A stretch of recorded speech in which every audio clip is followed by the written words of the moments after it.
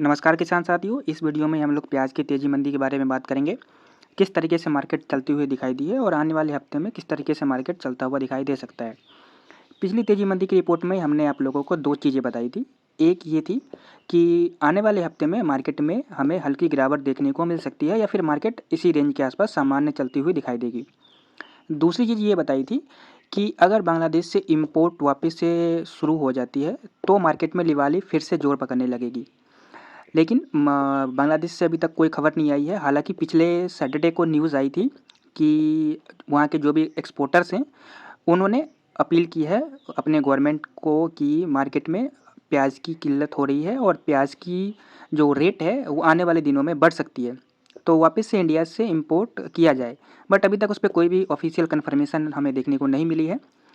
तो हमने ये चीज़ आप लोग को बताई थी कि पिछले हफ्ते बताई थी कि हम लोग इस तेज़ी मंदी में मंदी की बात करेंगे, लेकिन अगर बांग्लादेश खुल जाती है तो फिर सिचुएशन कुछ और रहती। अभी अगर इंडियन मार्केट पे हम लोग ध्यान दें तो हमने अब आप लोगों को एक रेट बताई थी 1400 की एवरेज प्राइस, जो कि ऑल ओवर इंडिया की जो सोर्स मंडियाँ हैं वहाँ की एवरेज प्राइस है, मतलब अच्छी क्वालिटी की एवरेज प्राइस है ये। तो मार्केट इसी के आसपास अभी आती हुई दिखाई दी है। अब देखिए, इसको ध्यान से थोड़ा समझने की कोशिश कीजिएगा कि ये एवरेज प्राइस या टेक्निकल पे जो मैं आप लोग को बताता हूँ, उसके पीछे की साइकोलॉजी क्या है। अब जैसे कि हमने आप लोग को बताया कि 1400 मार्केट के लिए बहुत ही ज़्यादा अहम लेवल है, चाहे मंदी की हो चाहे तेज़ी की हो। जब मार्केट इसके ऊपर थी, आपको याद होगा मार्च के आसपास में, तो 1400 से लेकर 1600 तक मार्केट ट्रेड करती हुई दिखाई दे रही थी। और हमने उस टाइम पे भी बताया था कि अगर इसके नीचे मार्केट निकलती है तो हमें 400 से 500 तक की मंदी देखने को 100% मिलेगी। तो मार्केट जैसे 1400 के नीचे आई थी और 1400 के ऊपर लगभग 20 से 25 दिनों तक मार्केट ने ट्रेड किया था।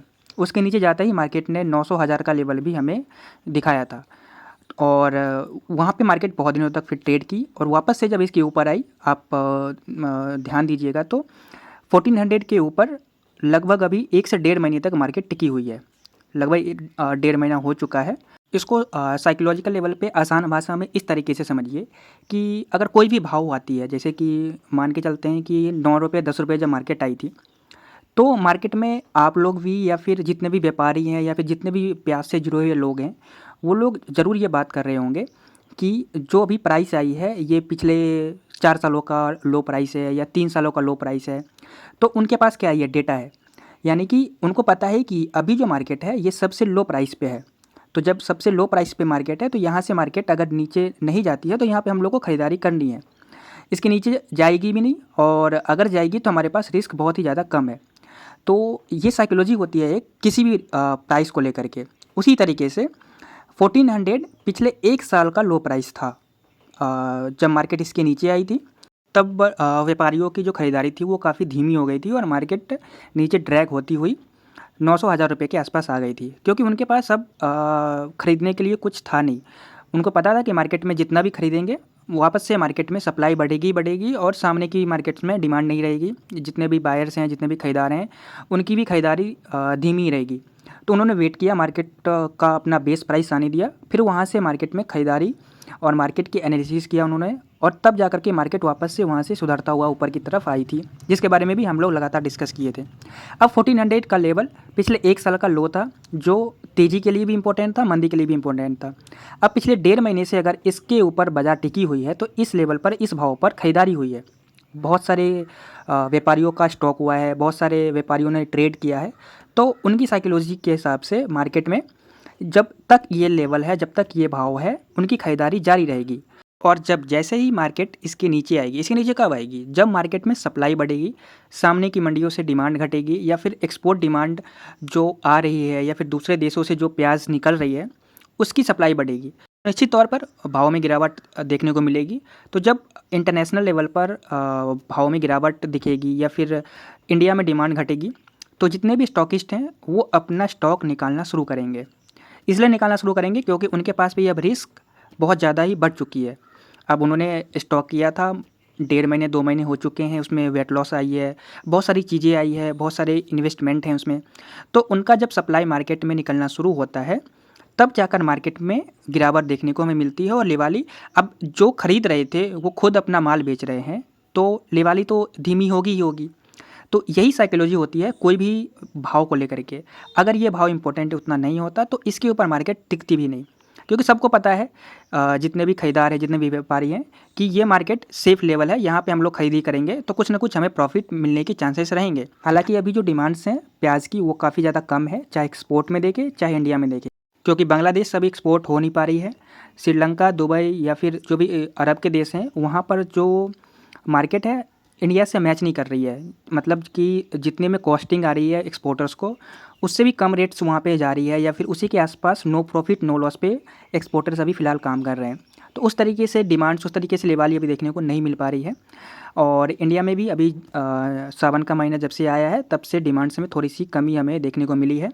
दूसरी ओर मार्केट में भी अगर क्वालिटी को देखें तो प्याज की जो हल्की क्वालिटी है उसकी सप्लाई ज़्यादा देखने को मिल रही है। अच्छी क्वालिटी, किसानों को भी पता है कि अभी मार्केट में लिवाली थोड़ी सुस्त रहेगी, तो अच्छी क्वालिटी की प्याज को उन्होंने अभी स्टॉक में रखा है और जो भी हल्की क्वालिटीज़ निकल कर आ रही है उसको मार्केट्स में बेचना शुरू कर रहे हैं।